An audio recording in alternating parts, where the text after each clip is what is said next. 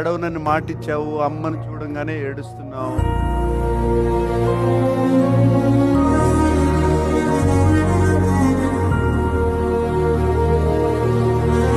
చాలా మిస్ అయ్యా.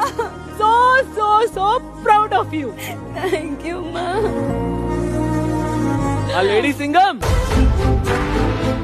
You know what, కష్టపడి విజిల్ కొట్టడం నేర్చుకుంటున్నాను తెలుసా. ఓ పవన్ అర్జున్ రెడ్డి ఫేమస్ డైలాగ్ గుర్తుందా నీకు? అది నా పిల్ల. నాన్నగారు జాగ్రత్తగా చూసుకోండి.